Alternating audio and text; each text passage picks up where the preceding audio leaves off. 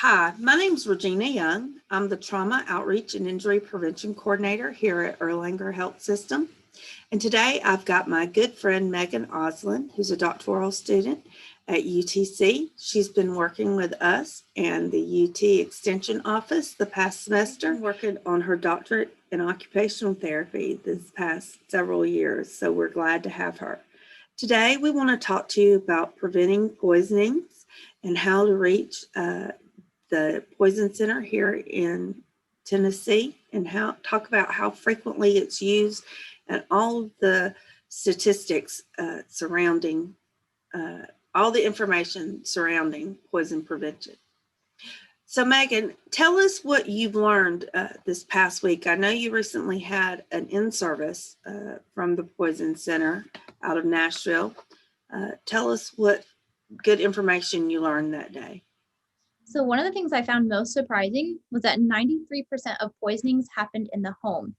And that can be from medication that we have laying around and household products, food poisoning, insect bites, all those kind of things can happen in the home.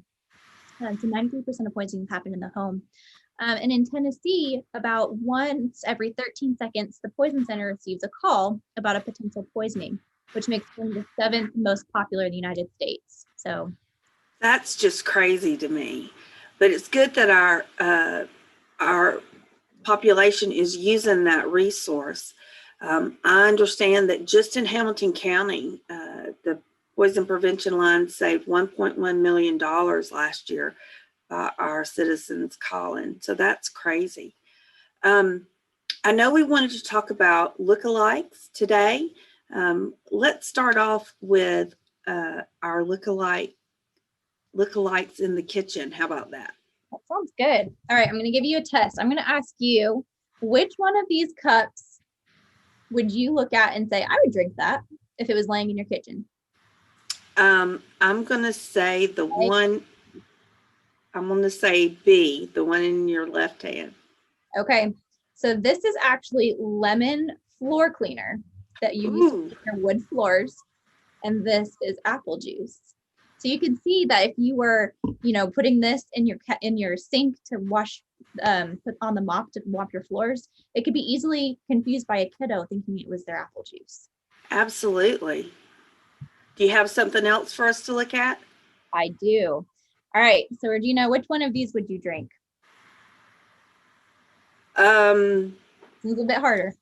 It is harder. Look at that. I would say the one in your right hand, A. That's correct. So this is blue Powerade, and this is Windex. So they look really similar. Again, if these were in your kitchen, it would be so easy for a kiddo to drink Windex. Absolutely. And I'm a big blue raspberry person, so I wouldn't hesitate. Now, I know we've also got some lookalikes for our medications. Do you have that poster you can show our readers? Yes. So a lot of medications look a lot like candies and can be easily confused by kiddos or anybody else who might see this sitting on the counter. So Regina, which ones do you think of these are candy? And which ones do you think are pills? I would say that the white capsule is probably a pill, and maybe the green caplet looking thing is probably a pill. The others I'm really not sure about. Okay, you did good. So actually, all of these are pills except for the orange and the yellow. These are M&Ms. All of the rest of those are pills. Oh, really? Mm-hmm. Now that I would not have guessed. I know, it's tricky. And now, if you don't keep medicines in their original container and they're not labeled well, they certainly can be misleading. And I understand, I'm sorry. It's important that if you are done with your prescription medications and no longer need them, you can send them to drop-off boxes that can get those medications out of your house and decrease the risk. Absolutely. I know here in Hamilton County, we've got 2 locations at sheriff's departments, and then also some of the larger pharmacies have drop boxes as well, or we'll do take backs. I know in particular CVS on 153 and some of the Walgreens have big drop boxes. So there is a map on the Tennessee Poison Control and Tennessee Take Back websites that folks can access. Now, I also know we've talked about household cleaners, we've talked about pills, but what about the things we carry with us every day? I know all of us women have purses and we keep 110 little things in our purse, so we're never without.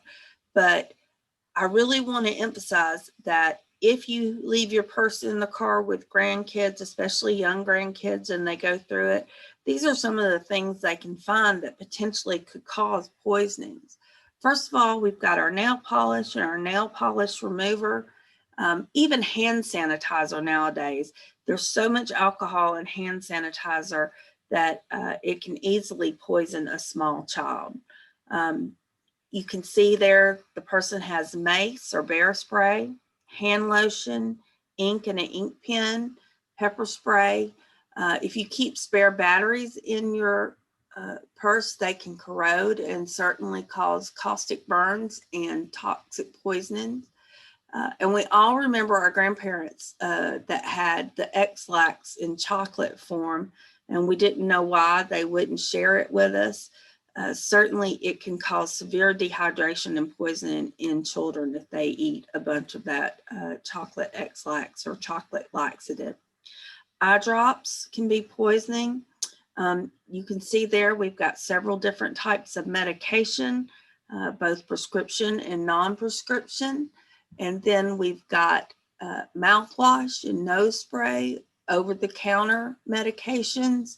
All of those can look like candy or something to drink for children, and certainly can cause problems because kids are, their bodies are small, and it doesn't take near as much of a substance to cause problems with poisoning.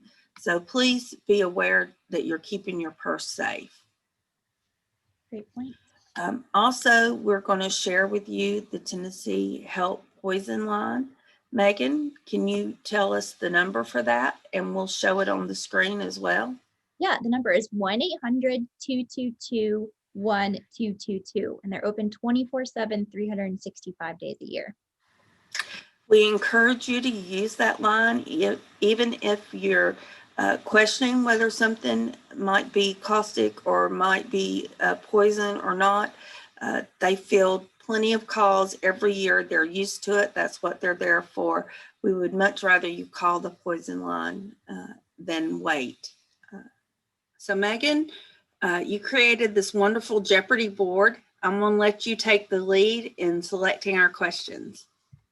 All right, let's do poison procedures for 400. Start off strong. All right, there we go. So what piece of information about the product that a specialist from the Poison Center will need to know? Let's go with how it was ingested. Absolutely. We want to know whether it was swallowed, inhaled, a bite, if somebody got liquid in their eyes, and when the poisoning occurred. Those are all important for sure. Absolutely. Let's go to the next one. Which one should I try and answer? Let's do poison facts for 100. Poison facts for 100. Where do the majority of poisonings happen? I'm going to say in the home. There we go. 93% of poisonings happen in the home. Lord knows you've got chemicals under your sink. You've got medicines that are not stored correctly. People combine cleaners that they shouldn't, or ingest pesticides. All of those things happen in and around the home. Sure do. Where to next?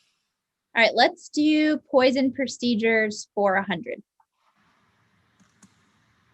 All right. What is the first thing you should do if you suspect that you have been poisoned? First thing I would do is contact the Poison Control Center.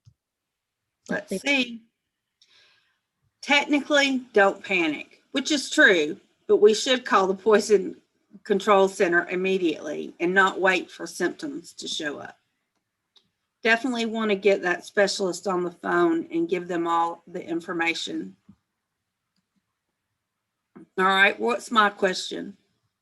All right, let's do medication for 500. Oh, you give me the big question there. Name one safe way to store medications. Well, one thing that I really talk about is making sure that we store medications up and away where children can't get them, preferably in a locked box. I agree. Absolutely. So we want to store them, keep them locked away. We'll store them in their original containers. We never place medications in a bowl or a cup because they look like candy to little kids or to somebody who's confused. And then we want to keep them in cool, dark places because heat can alter the ability of a medication to work. All right, where to? Want to do one more? Yep, one more. How about household products for 100? Name one way that poison can enter the body. First thing that comes to my mind is if you swallow it. Absolutely, that's true, but there are other ways too. If you swallow or ingest it, you can also inhale fumes or chemicals. It can be injected into the skin, either intentionally or unintentionally. I think if you're cleaning something and you've got a caustic agent on the end of sharp bristles, they can inject it into your skin. Of course, snake bites are always another way that you can have a poison ingested or envenomated. And then you can also absorb poisons through your skin or your eyes, any mucous membrane. So those are things to consider.